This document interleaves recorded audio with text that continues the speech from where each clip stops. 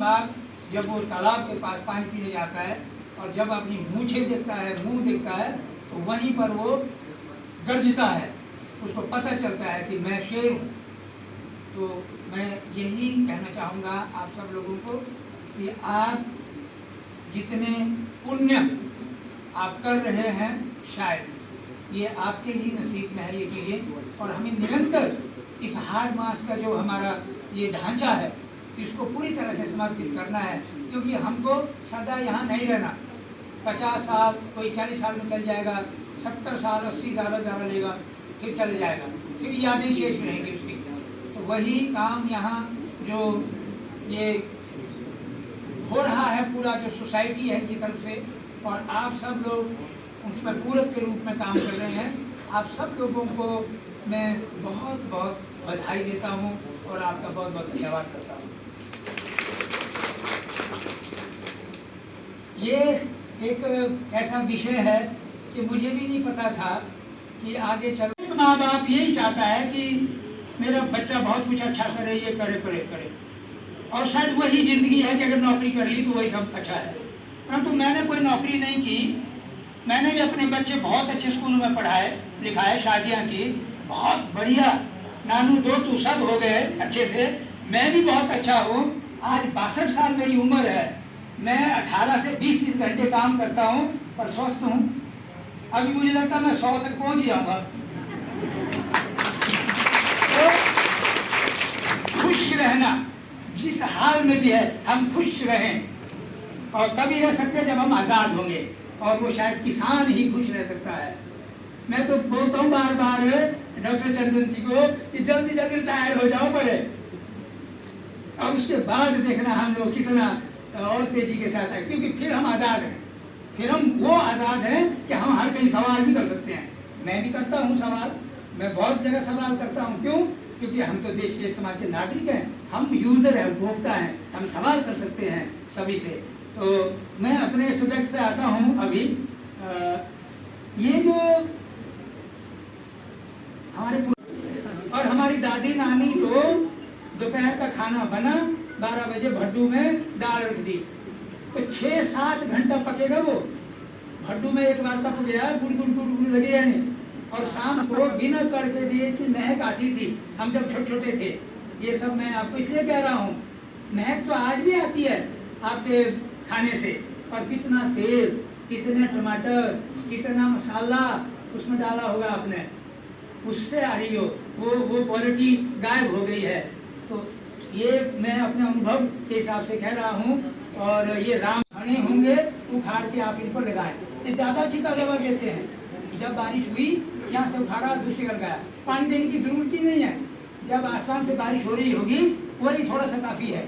तो उस तरह से आप लगाएं, और ये पूरी कसम आज हम सब लोग यहाँ खाएं कि हम ये जो पुराने अनाज हैं, हमारे ऋषि मुनियों ने जो हमें ये अनाज दिए थे, आज से 30-35 साल पहले यही अनाज होते थे, और कोई चिंता नहीं होती थी कि अकाल पड़े।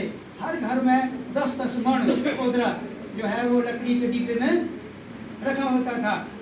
तो मंडी में हमारे को कहावत भी है जी कि मंडल राजा, मंडल को बोला राजा मंडल, मंडी में बोलते कोदरे को मंडल, और ये पंजाब में बोलते रागी, ये नाम सब इसी के ही है। हमारे बोलते कोदरा, तो बोलते मंडी में मंडल राजा, जल्लू से को तलू ताजा। आपने आज रोटी बनाई, लकड़ी के डब्बू में रखा, उसमें मत रखना जो ये आज बीमारी के घर आए हुए हो, क्या है प्लास्टिक वाला हट के समझ लो बीमारी के घर, उससे थोड़ा बचो, वो किसी का धंधा है, हम क्यों उसमें जाएं। हम तो बांस का वो टोकरी बनाएंगे, उसके अंदर ऊन का कपड़ा होगा, और हर घर में भेड़ पालें, तो वो बड़ा गजब की चीज़ है। आटा भी उसी में रखा जाता था, हमारे तो मिट्टी के बर्तन में रखा जाता था। तो मंडी में ये कहावत है। तो आज रोटी बना लो, 15 दिन बाद आपको याद आया मैंने खानी रोटी, तो रोटी निकालो, अंगारे पर सेको, और ताज़ा है, उसको कभी फंगस नहीं लगती। इतना ज़बरदस्त चीज़ में दिक्कत आती है। तो ये सिर्फ आधा इंच लगभग हल्का सा, हमारे में जब हल चलाते हैं उसके बाद मोई बोलते हैं ना, मोई देते क्या बोलते हैं, धागा। हाँ, तो हल चलाया, उसके बाद बीज फेंका, फिर ऊपर से वो मोई चलाया, और ये हो गया। ये उग जाएगा 5-7 दिन में, हरियाली खेत में, कोई बीमारी नहीं, कोई इसको केमिकल फर्टिलाइजर नहीं, कुछ भी नहीं करना। कर सको तो गोबर गोंतर और ये मिला करके बेसन गुड़ से जीवामृत का, तो आपको ट्रेनिंग हुई है तो जीवामृत का स्प्रे बीच में करते रहो। और जितना पतला आप उसको करोगे, जितना पतला आप उन पौधों को रखेंगे उस फसल को, उतना उसमें ज़्यादा पैदावार आएगी। हमारे इधर शेरी में तो सेब के बगीचे में भी लोगों ने आजकल नर्सरी तैयार हो गई, तो सेब के तौलिए में चारों तरफ लगा दिया, और जब तक हमारे को शेरी में शेरी भंजू होती है तब तक वो जरा पक गया, तब वो निकाल लेते हैं, क्योंकि इतने बल्ब उसमें होते हैं ऊपर, पूरा पूरा मतलब उतनी पैदावार उसमें आती है। और जो नीचे उसका जो घास है वो तो गाय, मैंने बताया कि गाय इतना चाव से खाती है कि कुछ मीठा मीठा होता है ना, इसका जो घास है वो मीठा मीठा होता है, तो गाय माता भी खुश होगी, धरती माता भी खुश होगी, और हमारी आत्मा भी खुश होगी, पेट भी खुश होना हमारा। क्योंकि जैसा हम खाएंगे, जो खेत में हम केमिकल डालेंगे वो अनाज के जरिए हमारे पेट में आएगा, वो पक्का है। और ये जरूरी बिल्कुल नहीं है, मैं इस बात का उदाहरण हूँ।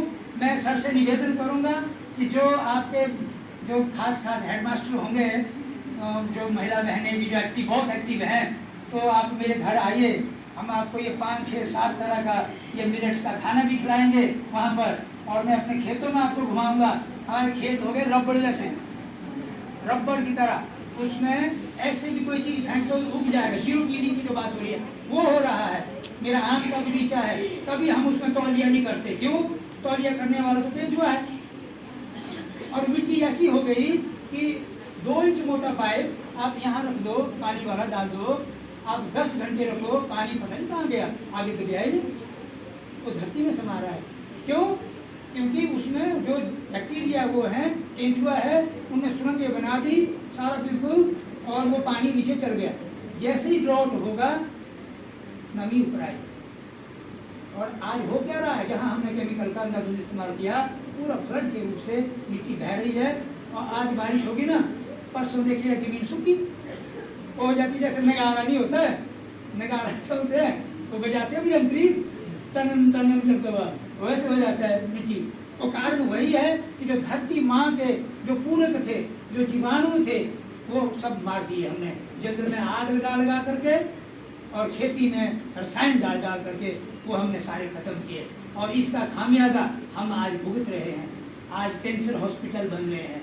मैं तो ये बोलता हूँ कि ये तो उनके लिए है जो मरीज बन गए, जिनको बीमारी लग गई, मगर हमारा यहाँ जो कामधेनु जो हॉस्पिटल है, मैं तो गर्व से मैं पूरे हिंदुस्तान तक ये बात ले जाऊँगा अब इसके बाद कि यहाँ ऐसा हॉस्पिटल, ऐसा एक ट्रेनिंग दी जाएगी कि जिसमें कि कैंसर होता क्यों है, प्रिवेंटिव साइड पे हम लोग काम करेंगे कि वो डायबिटीज होता क्यों है, वो उसका पहले ही रोकथाम, बीमारी आएगी नहीं हमारे शरीर में, हम तगड़े होंगे, कोई जरूरत नहीं है ज़्यादा हॉस्पिटल की। तो इस तरह से हम लोग काम को करें।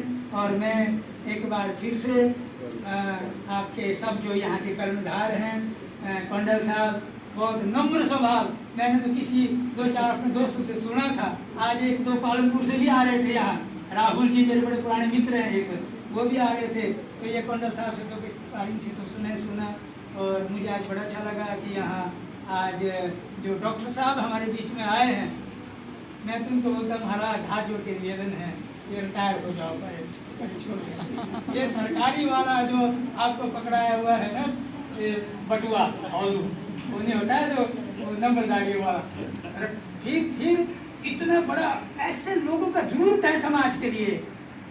आपने करके दिखाया, इन्होंने करके दिखाया, ये सब आज तभी हुआ। और आज एक बड़ा एक टीम बनती जा रही है। हम सब लोग, ये कोई मेरी कहानी नहीं है, सच्चाई है, हमारे वेदों में लिखी बातें सारी है, हमारे ऋषि मुनियों ने ये सब किया। हम आते आते हेमंत जी से हमने एक पूरा भागवत कथा कर ली, आते आते 2 घंटा शिमला से यहाँ तक पूरा बिल्कुल। तो हम इन चीज़ को सबको समझें। और मैं फिर से सभी लोगों का यहाँ बहुत बहुत धन्यवाद करता हूँ।